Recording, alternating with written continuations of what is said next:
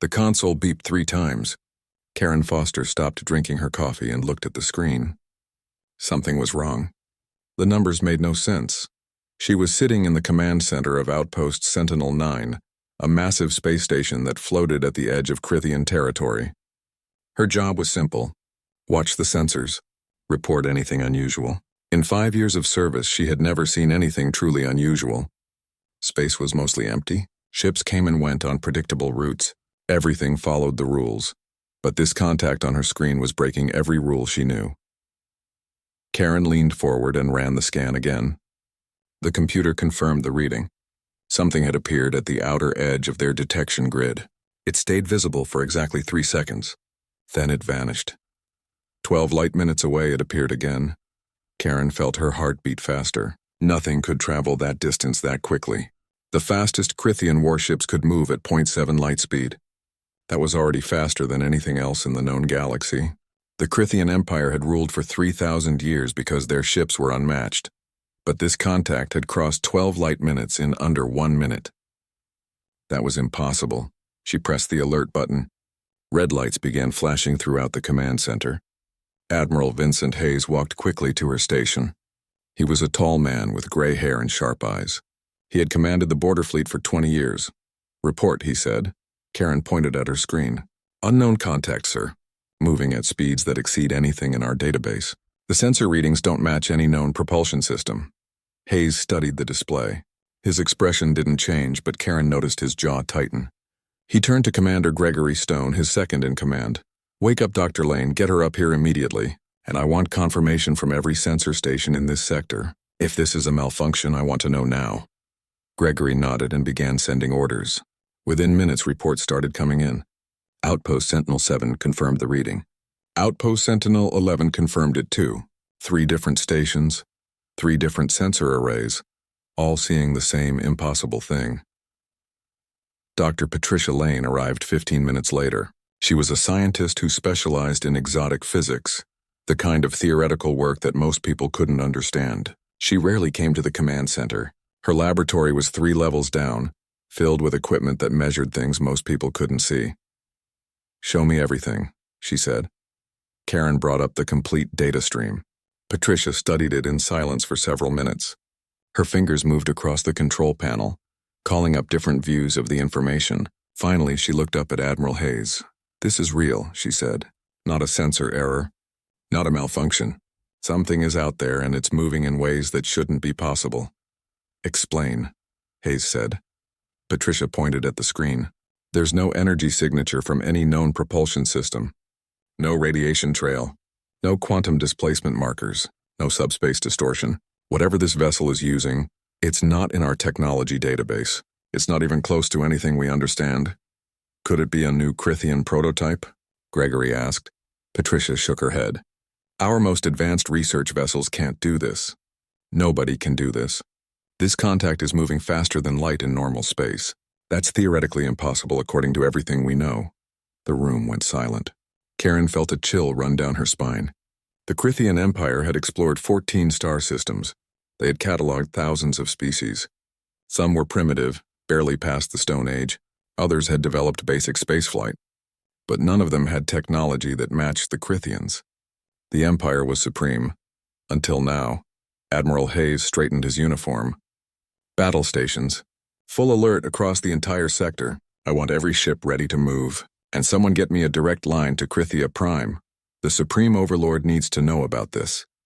The command center erupted into activity. Officers moved to their stations. Communications channels opened. Warning signals were sent across the fleet. Within 30 minutes, 47 warships were powering up their weapons and moving into defensive formations. Karen kept her eyes on the sensor display. The unknown contact continued to move through Imperial space. It wasn't following any shipping lane. It wasn't responding to any hails. It just kept moving, appearing and disappearing as it covered impossible distances. And then it stopped. The vessel appeared on the screen and held position. It was still 12 light hours away from Crithia Prime, the capital world of the Empire. But it was close enough to be a threat. Karen's console beeped again. This time it was a different kind of alert. "The unknown vessel was transmitting a message, sir," she said, her voice tight. We're receiving a communication. Hayes moved to stand beside her. Put it on speakers, the message played. It was audio only, no visual. The voice was calm, speaking perfect Krithian with no accent, no errors. Greetings from humanity. We come in peace. We request diplomatic contact. The entire command center froze. Karen stared at the audio display, wondering if she had heard correctly. Humanity. Admiral Hayes looked at Patricia. Do we have any records of a species called humanity? Patricia was already searching the database. Her fingers flew across the controls. After a moment, she found something. Yes, sir. There's an entry in the historical archives. Survey mission from 2,000 years ago. A species discovered in a remote sector. Classification, primitive. Technology level, pre-industrial. Chemical rockets, radio communications, no faster than light capability. The survey team deemed them unworthy of further contact. Gregory laughed, but it wasn't a happy sound. 2,000 years ago, they had chemical rockets. Now they have ships that move faster than anything we've ever built. What happened? Nobody had an answer. The message played again. Same words, same calm voice. Greetings from humanity. We come in peace. We request diplomatic contact. Hayes opened a communication channel. Unknown vessel, this is Admiral Vincent Hayes of the Krithian Imperial Fleet. You have entered restricted space without authorization. You are ordered to halt all movement and prepare to be boarded for inspection. The response came immediately. We understand your concern, Admiral Hayes. However, we cannot comply with boarding procedures. We mean no harm to your empire. We simply wish to establish formal diplomatic relations. We have been aware of the Krithian Empire for many centuries. Karen felt her hands trembling. She gripped the edge of her console to steady herself. The voice on the other end sounded so casual, so relaxed, like this was a normal conversation, not a potential act of war. You will comply, Hayes said, his voice harder now, or we will be forced to take action. We hope that won't be necessary, the human voice replied. Violence serves no one. We ask only for a chance to talk, Hayes cut the channel. He turned to Gregory. I want a full tactical assessment. Can our weapons reach that vessel? Gregory was already working on it. Unknown, sir. The contact is using technology we don't understand. We have no data on their defensive capabilities. Then we test them, Hayes said. Prepare a warning shot. Target the space 1,000 kilometers from the vessel. Show them we're serious. Karen watched as the orders were transmitted to the nearest warship. The Eternal Dominion, the flagship of the Third Fleet, powered up its main plasma cannon. It was a weapon that could destroy a small moon. The Empire used it to show strength to potential enemies. The cannon fired. A bolt of superheated plasma crossed the distance between the warship and the unknown vessel in seconds. And then something impossible happened. The plasma bolt stopped. It simply hung in space, frozen in mid-flight. Then slowly it began to move backward. It drifted back toward the Eternal Dominion, its energy completely dissipated, harmless. Karen's console showed no energy discharge from the human vessel. No defensive field. No counterweapon. The plasma bolt had just stopped. Patricia was staring at her own display, her face pale. That's impossible, she whispered. There's no energy signature. No field generation, nothing. They stopped our weapon with technology that's completely invisible to our sensors. Hayes stood very still. Karen had served under him for 5 years, and she had never seen him look uncertain. But now there was something in his eyes. Not fear exactly, but recognition. Recognition that something fundamental had changed. The human voice came over the speakers again. Admiral Hayes, we detected your warning shot. We neutralized it to prevent any accidents. Please understand we mean no harm. But we also cannot allow aggression. We ask again for peaceful dialogue. Hayes closed his eyes for a moment. When he opened them, he had made a decision. Open a secure channel to Krithia Prime. Priority 1. I need to speak with the Supreme Overlord immediately. While the communications officer worked to establish the connection, Patricia moved closer to Hayes. She spoke quietly, but Karen was close enough to hear. Admiral, I need you to understand what we're dealing with here. This isn't just advanced technology. This is technology that operates on principles we haven't even theorized. If they can stop our weapons without generating any detectable energy, what else can they do? Hayes nodded slowly. What are you saying, Doctor? Patricia chose her words carefully. I'm saying that these humans aren't asking permission to enter our space. They're being polite. If they wanted to, they could go anywhere, do anything, and we couldn't stop them. The throne room of Krithia Prime was built to inspire fear. Massive columns rose 30 meters high, carved from black stone that absorbed light. Banners from conquered worlds hung along the walls, each one a reminder of the Empire's power. At the far end of the room, elevated on a platform of pure crystal, sat the throne. Supreme Overlord Darius Kane looked down at the holographic images floating before him. He was old, far older than anyone else in the Empire. 600 years of rule had given him wisdom, patience, and a deep understanding of power. His face showed no emotion as he studied the data from Outpost Sentinel-9. Around the throne room stood his council. General Nathan Cross commanded all military forces. Minister Charles Webb handled diplomatic affairs. Various admirals and officials waited in silence, knowing better than to speak before being addressed. Kane finally looked up from the holograms. His voice was quiet, but it carried through the massive room. "Humanity," he said. "Does anyone here remember this species?" Minister Webb stepped forward. He was a thin man with nervous hands that he kept clasped behind his back. "The archives contain minimal information, Supreme Overlord. A survey mission 2,000 years ago. The species was classified as primitive and ignored. And now they appear with ships that make our fastest vessels look slow," Kane said. "General Cross, your assessment?" Nathan Cross was a large man with scars on his face from battles fought decades ago. He believed in strength and dominance and showing no weakness to potential enemies. He stepped forward with confidence. "This is an act of war, Supreme Overlord. An unauthorized penetration of Imperial space. They ignored our commands to halt. They demonstrated hostile capability by interfering with our weapons. I recommend we mobilize the Third Fleet and destroy this vessel immediately." Kane turned his attention to a hologram showing Admiral Hayes. The Admiral was still at Outpost Sentinel-9. His image projected across the light years between them. "Admiral Hayes, you were there. You saw this vessel's capabilities. Can we destroy it?" Hayes chose his words carefully. "I don't know, Supreme Overlord. Dr. Lane's analysis suggests this vessel uses technology that operates on principles we don't understand. They stopped a plasma torpedo without generating any detectable energy. If we can't understand their defense, we can't predict whether our weapons will be effective. Then we overwhelm them," Cross said. 47 ships against 1.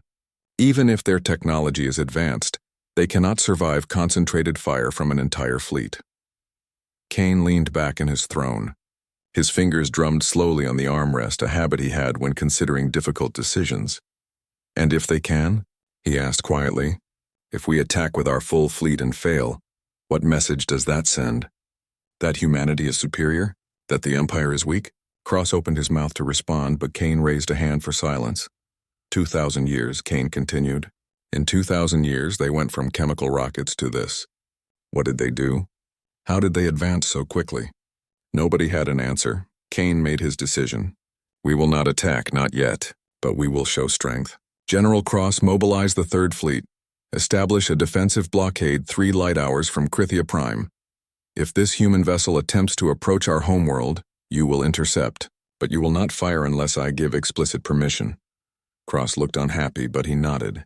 "As you command, Supreme Overlord." Orders were transmitted immediately. Across the capital system, warships powered up. Crews rushed to battle stations. Within the hour, 47 ships began moving into position, forming a wall of metal and weapons between the unknown vessel and the Imperial homeworld. Meanwhile, Kane opened a private channel to Admiral Hayes. "Tell me what you really think." "Admiral." Hayes hesitated, then spoke honestly. "I think we're dealing with something we've never encountered before. These humans deliberately stayed hidden for 2,000 years. They watched us, learned about us, and chose this moment to reveal themselves. That suggests planning, patience, and purpose. I don't think they're here to conquer us. But I also don't think we could stop them if they tried." Kane nodded slowly. "I remember the survey report. I was younger then, only 200 years into my rule. I read the description of humanity. The report called them curious, ambitious, and dangerously imaginative. The survey team recommended minimal contact because they worried humans might develop too quickly if exposed to advanced technology. It seems they were right," Hayes said. "It seems they developed quickly anyway," Kane corrected. "The question is why? Why reveal themselves now?" That question hung in the air, unanswered as the Third Fleet moved into position. On the command deck of the Eternal Dominion, Commander Gregory Stone watched the tactical display. The human vessel had still not moved. It sat in space, waiting patiently while Crithian warships surrounded it. Lieutenant Karen Foster had been transferred to the flagship to continue monitoring the contact. Her expertise with the sensor readings made her valuable. She sat at her station watching the numbers that still made no sense. "It's just sitting there," Gregory said. "Why isn't it moving?" "Maybe they're waiting for us to calm down," Karen suggested. "Maybe they knew we'd respond with force and they're giving us time to think." Gregory shook his head. "Or maybe they're analyzing our fleet, learning about our weapons and tactics before they attack. If they wanted to attack, they could have done it already," Patricia Lane said. The scientist had also been brought to the flagship. She stood near the main display, studying the formation of ships around the human vessel. "This is a peaceful approach. Aggressive, yes, but not hostile. Entering restricted space without permission is hostile," Gregory said. "No," Patricia corrected. "It's bold. There's a difference." Before Gregory could respond, the communication system activated. The human voice filled the command deck. "This is Captain Andrew Miller of the human vessel Wanderer. We detect your fleet deployment. We understand your defensive posture. We have no intention of approaching closer without permission. May we request formal dialogue with your leadership?" The voice was calm, professional. It sounded like someone ordering lunch, not someone facing 47 warships. Gregory opened the channel. "This is Commander Gregory Stone of the Eternal Dominion. You will remain in position while we establish communication protocols." "Understood, Commander. We will wait." The channel closed. Gregory looked at Patricia. "They're too calm." "Why are they so calm?" Patricia smiled slightly. "Because they know something we don't." Hours passed. The standoff continued. The human vessel didn't move. The Crithian fleet maintained its blockade. And on Krithia Prime, Supreme Overlord Kane consulted with his advisors about how to proceed. Finally, a decision was reached. Kane would speak directly with the humans, not as an equal, but as the supreme ruler granting an audience to visitors. The distinction mattered to the Empire's pride. Captain Andrew Miller appeared on the holographic display in the throne room. He was a human male who looked to be in his 40s by Crethian age standards. He wore a simple uniform, dark blue with minimal decoration. His expression was friendly but serious. Beside him stood Ambassador Lisa Grant, a human female with sharp eyes and a diplomatic bearing. She wore formal robes that seemed designed to show respect without submission. Kane studied them both. They looked remarkably ordinary. They could have been Crithian citizens if not for subtle differences in their features. "I am Supreme Overlord Darius Kane," he said, "ruler of the Crithian Empire. You have entered my territory without permission. Explain yourselves." Ambassador Grant bowed slightly. "Supreme Overlord, we apologize for any alarm our arrival has caused. We are representatives of the United Human Worlds. We have come to request formal diplomatic relations with the Crithian Empire. 2,000 years ago you were discovered by one of our survey ships," Kane said. "You were primitive. You had barely begun exploring your own solar system. Now you appear with technology that surpasses our own." How Captain Miller spoke. 2,000 years ago we detected your survey ship. It was our first proof that we were not alone in the universe. That discovery changed everything, Supreme Overlord. Humanity united. We set aside our differences and focused on a single goal: survival in a universe where we were clearly not the most advanced species. "You feared us," Kane said. "We feared the unknown," Grant corrected gently. "We didn't know if you were peaceful or hostile. We didn't know if there were other species out there, more dangerous than you. So we made a decision. We would develop our technology, expand our civilization, and do so quietly until we were strong enough to reveal ourselves. And now you believe you are strong enough," Kane said. "We believe it's time to stop hiding," Miller said. "We've been watching the Crithian Empire for centuries. We've seen your expansion, your conquests, your governance. We understand your strength. And we wish to establish dialogue." General Cross, standing near the throne, couldn't contain himself. "You speak of watching us, of hiding from us. This is espionage. This is exactly the kind of behavior that justifies military action." Grant turned her attention to Cross. "General, we mean no offense, but consider our position. We were a young species, barely spacefaring, and we discovered an empire that spans star systems. Would you not have chosen caution? Would you not have observed before making contact? The words hung in the air like a physical weight. Something terrible is coming. Supreme Overlord Kane leaned forward on his throne, his ancient eyes studying the human ambassadors with new intensity. Explain, he commanded. Ambassador Lisa Grant nodded to someone off-screen. A moment later, another human appeared in the hologram. She was introduced as Dr. Helen Martinez, a scientist who specialized in what she called comparative civilizations. Dr. Martinez carried a small device in her hand. Supreme Overlord, with your permission, I'd like to show you what our deep space sensors detected 3 months ago. Kane gestured for her to proceed. Martinez activated her device. The holographic display changed, showing a star map that stretched beyond known imperial space. At the far edge of the map, moving slowly but steadily inward, were thousands of red markers. These contacts were detected at the edge of our sensor range, Martinez explained. They're moving through the galaxy from extragalactic space. Based on their trajectory and speed, we estimate they'll reach this region in approximately 18 months. General Cross stepped closer to the display. What are they? We call them the Devourers, Captain Miller said. His voice had lost its friendly tone. Now he sounded like a military commander discussing a serious threat. We've encountered them before in other regions of space. They're an ancient species that travels between galaxies, consuming resources from every world they find. They strip planets down to bare rock, harvest everything useful, and move on. Minister Webb made a soft sound of disbelief. Surely you're exaggerating. No species could survive such a lifestyle. Where do they come from? What do they want? We don't know where they originated, Martinez said. Our best analysis suggests they've been doing this for millions of years. As for what they want, it's simple. Resources, materials, energy. They see inhabited worlds as nothing more than supply depots. Kane studied the display carefully. You said you've encountered them before. Did you fight them? Yes, Miller said. 7 years ago, a Devourer scout fleet attacked one of our colony systems. We lost 2 million people before we could evacuate and mount a defense. We destroyed their fleet, but the cost was terrible. And you think they're coming here, Kane said. We know they are, Martinez said. She manipulated her device and the display zoomed in on the approaching red markers.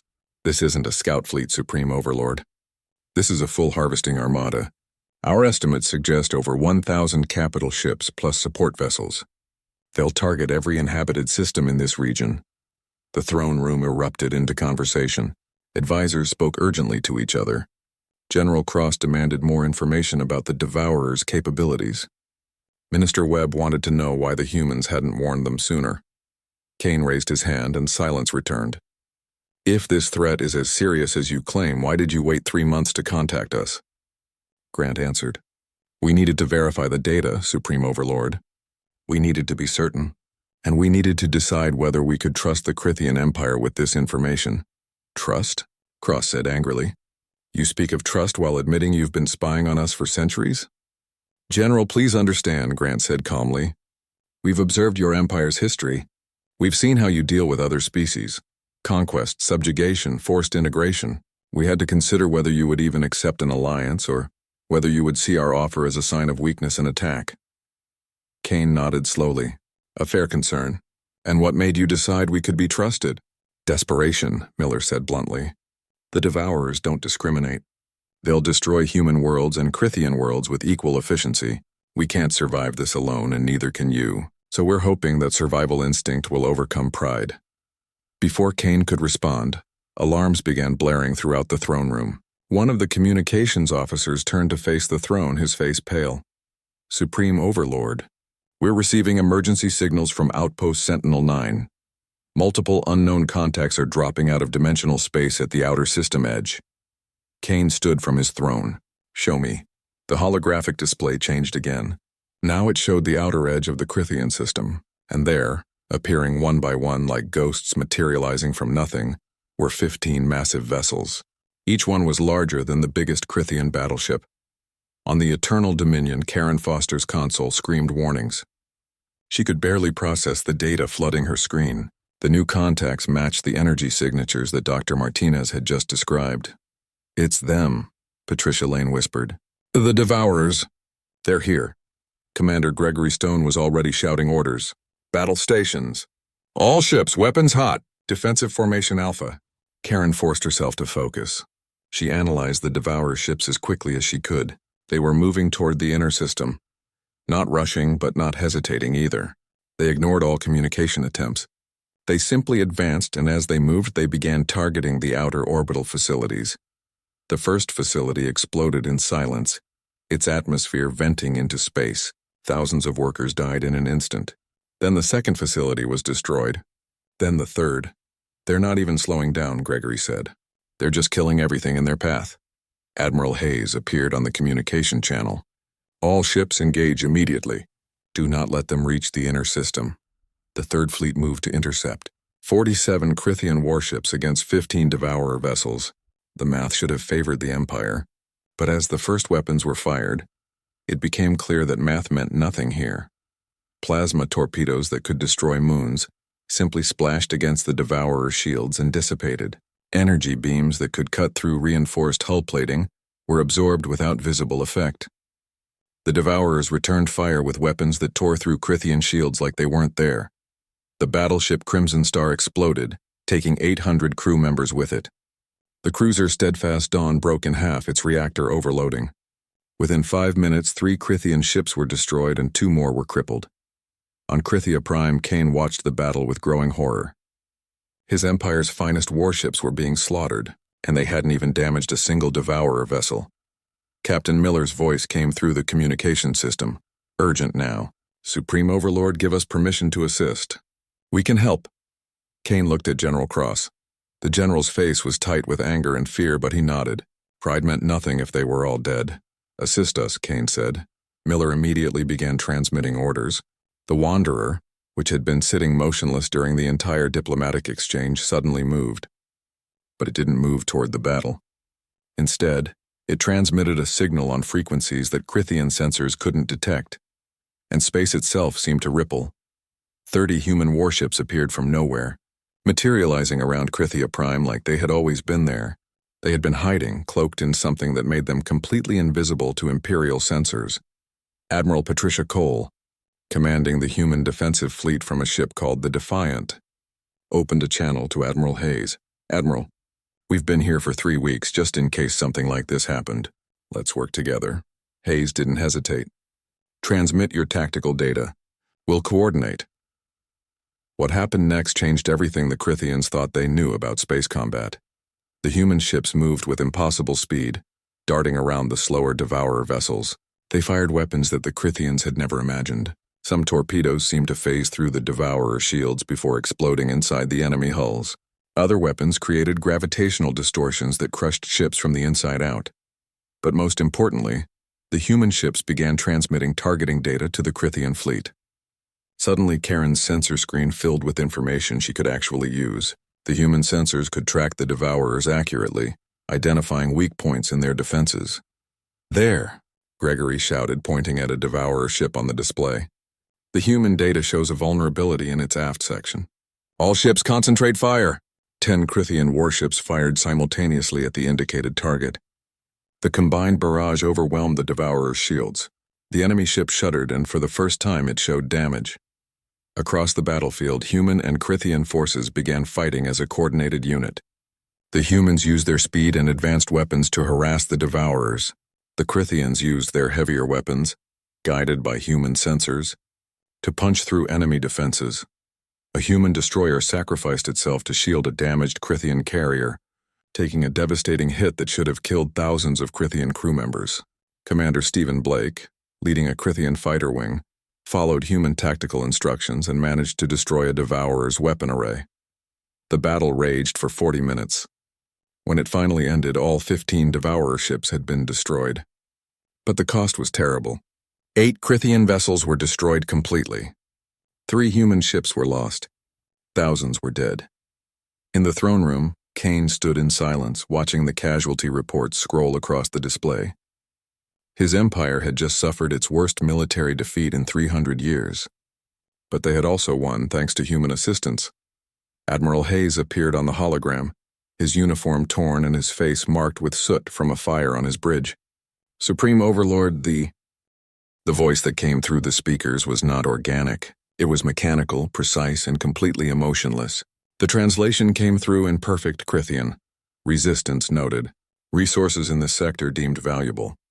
Harvesting will commence in 400 local days. Evacuation not recommended. You will serve as resources. Then the transmission ended. No threats, no warnings. Just a simple statement of fact delivered like someone announcing the weather. Karen Foster felt ice run through her veins. She looked at her console and saw coordinates attached to the transmission. Not just coordinates for Krithia Prime. Coordinates for 1,200 locations across the galaxy. Every human colony. Every Krithian world. Every species the Empire had ever conquered. They know everything, Patricia Lane whispered. How do they know everything? Dr. Helen Martinez was already analyzing the data on her device. Her face went pale. They released probes. During the battle, the Devourer ships released billions of nanoscale probes. They spread throughout the system before we destroyed the fleet. They've been scanning everything. Reading our data transmissions. Mapping our positions. Commander Gregory Stone slammed his fist on the console. We need to purge the system. Clear out every probe. It's too late, Martinez said. They've already transmitted the data back to the main fleet. The Devourers know where we are, how many we are, and what our capabilities are. On Krithia Prime, Supreme Overlord Kane sat back down on his throne. For the first time in 6 centuries, he looked old. Truly old. The weight of 3,000 years of imperial history pressed down on him. 400 days, he said quietly. They gave us a countdown. Captain Miller spoke. It's psychological warfare, Supreme Overlord. They want us to panic. They want us to make mistakes. Or they simply don't care, General Cross said bitterly. They've seen our defenses. They know they can overwhelm us. Why bother with deception? Ambassador Grant stepped forward. Supreme Overlord, we don't have time for long deliberations. The Devourers just accelerated their timeline. What should have taken 18 months will now happen in 13. We need to start preparing immediately. Kane looked at her for a long moment. Then he stood, drawing himself to his full height. When he spoke, his voice carried the authority of 600 years of rule. The Krithian Empire accepts your alliance. Transmit your terms to Minister Webb. We will sign whatever agreements are necessary. But understand this, Ambassador Grant.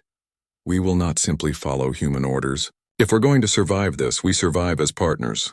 Equal partners. Grant bowed her head. That's all we've ever wanted, Supreme Overlord. The next hours were a blur of activity.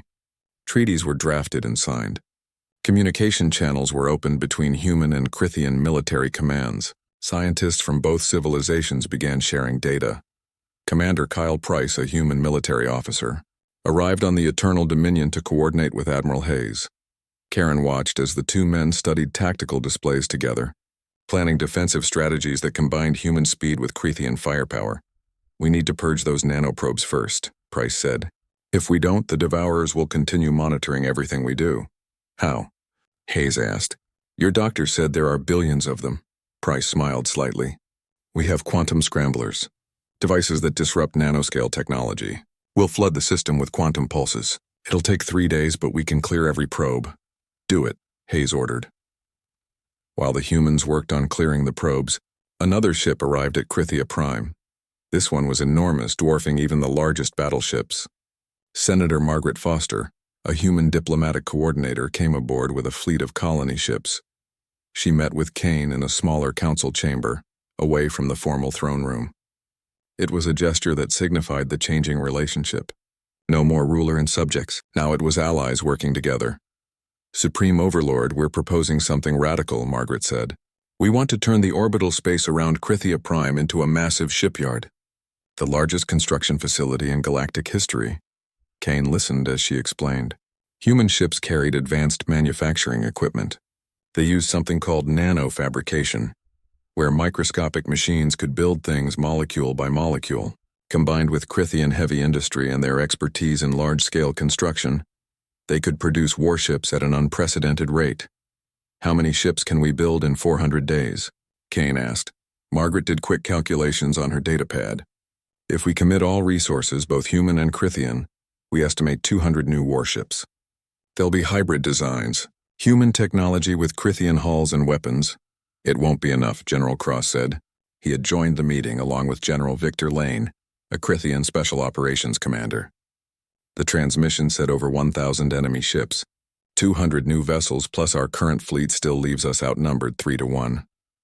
Then we need to make quality overcome quantity, a new voice said. Commander Alan Pierce, a human engineer, entered the chamber. He was a practical man who spoke bluntly. We can't match their numbers, but we can make our ships more effective. Every vessel will have human sensor systems, quantum shields, and advanced weapons. We're not building standard warships. We're building devourer killers. Over the following weeks, the alliance took shape. Krithia Prime's orbit became a construction zone. Massive framework structures appeared as both species worked around the clock. Human nanofabricators worked alongside Crithian industrial forges. The sound of construction echoed through space. But building ships was only part of the preparation. The soldiers needed to learn to fight together. Commander Stephen Blake led a Crithian fighter squadron to a training facility where human pilots were waiting. He was skeptical. Crithian fighter doctrine emphasized formation discipline and coordinated strikes. Humans, from what he'd seen, preferred individual initiative and speed, but as the training exercises began, something unexpected happened. The two styles complemented each other. Human pilots taught the Crithians about rapid maneuvering and target prioritization. Crithian pilots taught the humans about maintaining formation under heavy fire and supporting each other. After 2 weeks, Blake's squadron was performing better than it ever had before. When Admiral Hayes reviewed the training results, he was impressed. They're not fighting like Crithians or humans anymore. They're fighting like something new. Patricia Cole, who had been observing the same exercises, nodded. That's the point. We're building something that's never existed before. A true multi-species military force. The scientists were making progress too. Dr. Patricia Lane worked with Dr. Helen Martinez in a joint research facility. They analyzed every piece of data about the Devourers, looking for weaknesses. Their technology is incredibly advanced, Patricia said, studying a holographic model of a Devourer ship. But it's also incredibly integrated. Everything runs on the same network. Weapons, propulsion, communications, all of it. Martinez nodded. We noticed that too. It makes their ships incredibly efficient. But it also creates a vulnerability. If we can disrupt the network, Patricia said slowly, understanding dawning on her face. We can disable entire fleets, Martinez finished. But the power requirements would be enormous. We'd need to generate a quantum disruption pulse that covers an entire star system. The two scientists looked at each other, the same impossible idea forming in both their minds. The stars, they said together. Within hours, they were presenting their idea to the Joint Military Command. The concept was simple but audacious. They would build a partial shell around Krithia Prime's binary stars. This shell would be covered with energy collection arrays.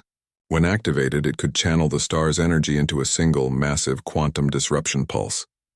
You're talking about a Dyson weapon, Admiral Hayes said, studying their proposal, harnessing stellar energy as a weapon. Exactly, Martinez said.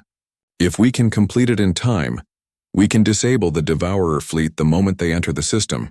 Their ships will go dark, and then we can destroy them with conventional weapons. How long will it take to build?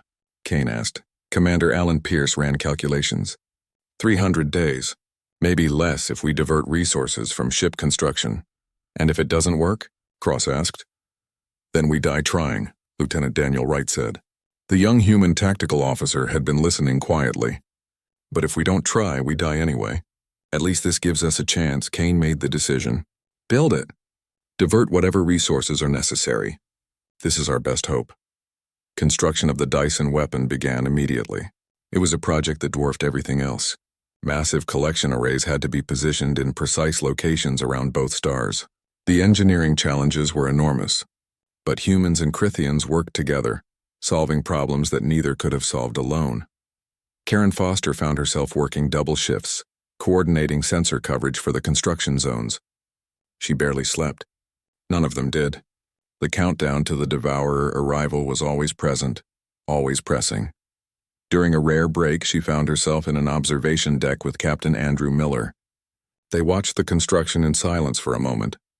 Do you think we'll make it? She asked. Miller was quiet for a moment. I think we'll try. That's all anyone can do. You knew this would happen, Karen said.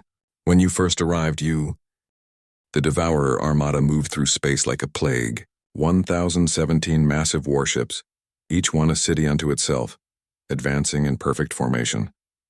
Behind them came the harvester ships, vessels designed to strip entire planets down to their cores. The fleet stretched across millions of kilometers, blotting out the stars. On the Eternal Dominion, Commander Gregory Stone watched the tactical display with growing dread. The numbers were impossible. The Alliance fleet numbered 400 ships. Even with the hybrid designs and advanced weapons, they were outnumbered more than 2 to 1. "The Dyson weapon isn't ready," Lieutenant Karen Foster reported. Her voice was steady, but her hands gripped the edge of her console. "We need another 48 hours to complete the collection arrays." Admiral Patricia Cole appeared on the communication screen. Her face was grim but determined. "Then we buy those 48 hours. All ships implement dispersal pattern Omega. We're not fighting a battle. We're fighting a delaying action." Admiral Vincent Hayes nodded. "Agreed, we can't win a direct engagement, but we can make them work for every light second of space." The strategy was desperate but necessary. The Alliance fleet would split into small groups, each one striking at the Devourer formation from different angles. They would use hit-and-run tactics, forcing the enemy to divide their attention. It was guerrilla warfare on a stellar scale. Commander Stephen Blake led his fighter wing toward the outer edge of the Devourer fleet. His squadron included both human and Crithian pilots now. They moved as one unit, their formation perfect after months of training together. "Target the harvester ships," Blake ordered. "If they can't harvest resources, they can't sustain their advance." The fighters dove into the battle. Energy weapons flashed in the darkness. Blake's wingman, a human pilot named Rachel Collins, took down a harvester's shield generator. Blake followed up with a plasma torpedo that crippled the ship's engines. But for every harvester they damaged, 10 more continued forward. The Devourers were like a tide, unstoppable and relentless. On Krithia Prime, Commander Alan Pierce worked frantically on the Dyson weapon. His team of engineers, human and Crithian working side by side, moved through the construction zones in zero gravity. Every connection had to be perfect. Every array had to be precisely aligned. "How long?" Dr. Patricia Lane asked. She was monitoring the weapon's power systems, watching as energy slowly built up in the collection matrices. 46 hours if nothing goes wrong," Pierce said. "But we're improvising some of the final connections. The weapon might fire at partial power. Will partial power be enough? I don't know," Pierce admitted. "We won't know until we try." Back in the battle, the Alliance fleet was bleeding. A Crithian battleship exploded under concentrated fire from 3 Devourer warships. A human destroyer sacrificed itself to cover the retreat of damaged Crithian fighters. Every minute brought new casualties. Commander Kyle Price coordinated special operations teams that infiltrated damaged Devourer vessels. Using human stealth technology, small groups of soldiers would board enemy ships and sabotage them from within. It was dangerous work. Many teams didn't return. General Victor Lane led one such team personally. He and 5 other Crithians, along with 3 human Special Forces soldiers, materialized inside a Devourer command ship. The interior was dark and filled with strange technology that pulsed with alien energy. "Plant the charges," Lane ordered quietly. "We have 8 minutes before their security systems detect us." The team moved quickly through the ship's corridors. They placed explosive charges on critical systems, working in perfect coordination. Humans and Crithians covering each other, moving like they'd trained together for years. They almost made it out. Almost. But as they reached the extraction point, Devourer security drones appeared. The battle was short and brutal. Lane and 2 humans made it back to their ship. The rest stayed behind, giving their lives to complete the mission. The Devourer ship exploded 10 minutes later, taking 2 nearby vessels with it in the blast. It was a small victory in a battle full of losses. Days passed. The Alliance fleet continued their desperate delaying action. They fought for every kilometer, making the Devourers pay for every advance. But slowly, inevitably, the enemy fleet pushed closer to Krithia Prime. Captain Andrew Miller sat in the command chair of the Wanderer, studying tactical reports. His ship was the fastest in the fleet, able to strike deep into enemy territory and escape before the Devourers could respond. But even the Wanderer had taken damage. Scars from energy weapons marked its hull. Ambassador Lisa Grant stood beside him. She wasn't military, but she refused to evacuate. "How many have we lost?" she asked quietly. "68 ships destroyed," Miller said. "Another 43 damaged too badly to continue fighting. We're down to less than 300 effective vessels. And the enemy? We've destroyed maybe 100 of their ships. We're hurting them, but not enough. Not nearly enough." Grant put her hand on his shoulder. "The Dyson weapon will work." It has to, Miller wanted to believe her. But he'd seen enough war to know that hope wasn't a strategy. In the Joint Command Center, Supreme Overlord Kane stood with Admiral Hayes and Admiral Cole. They watched the holographic battle display, seeing their fleet shrink while the enemy continued to advance. "We need more time," Cole said. "Another 24 hours. "We don't have 24 hours, Hayes replied. "The Devourers will reach firing range of Krithia Prime in 6 hours. If they get that close, they can bombard the planet directly." Kane looked at both admirals. "Then we stop them." "Whatever it takes." Dr. Helen Martinez burst into the command center, her face flushed with excitement. "We found something. Dr. Lane and we found a weakness in their network." Everyone turned to look at her. "Explain," Kane ordered. Martinez brought up technical data on the display. "The Devourers use a quantum network for all their systems. We knew that. But what we just discovered is that the network has a cascading vulnerability. If we can inject a specific virus into even one of their ships, it will spread through the entire fleet." "A virus?" Cole said. "How do we deliver it?" "Someone has to get close enough to upload it directly," Dr. Peter Chang said, entering behind Martinez. "Physical contact with their network. And they have to stay connected long enough for the virus to spread. At least 30 minutes, the room went silent. Everyone understood what that meant. "A suicide mission." Captain Miller stood up. "The Wanderer can do it. We're fast enough to get in, and our quantum shielding might protect us long enough to complete the upload." "It's a one-way trip, Captain," Hayes said quietly. "Even the Wanderer can't survive 30 minutes at the center of their fleet." "I know," Miller said. He looked at Ambassador Grant. She was crying, but she nodded. She understood. Dr. Martinez stepped forward. "I'm going with you. You'll need someone who understands the virus to make sure it uploads correctly." "No," Miller started to say, but Martinez cut him off. "This is my virus, Captain. My work. If it's going to work, I need to be there." Before anyone could debate further, Karen Foster's voice cut through the conversation. "Sir, the Devourers are accelerating. They'll reach Krithia Prime in 2 hours, not 6. Kane made his decision instantly. "Captain Miller, you have permission to proceed.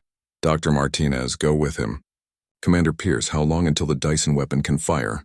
"Minimum 36 hours, Pierce replied through the communication system. "You have 2 hours, Kane said flatly. "Make it work." The Wanderer launched from the fleet, accelerating to speeds that tore at the fabric of reality. Captain Miller pushed the ship harder than he ever had before. Dr. Martinez sat at a secondary console, preparing the virus for upload. They reached the Devourer fleet and dove straight into its heart. Enemy ships fired at them, but the Wanderer was too fast. It wove between the massive warships, dodging weapons fire that would have destroyed any other vessel. There, Martinez pointed at the largest ship, the command vessel that sat at the center of the formation. "That's our target," Miller didn't hesitate. The Wanderer slammed into the command ship's hull, using its shields to punch through the outer armor. They buried themselves deep into the vessel's structure, their hull scraping against alien metal. "We're in," Miller said. "Start the upload." Martinez activated the virus. On her screen, progress bars began to fill as the malicious code spread through the Devourer network. 1%, 2%, 5% enemy security systems detected the intrusion. Drones began cutting through the Wanderer's hull.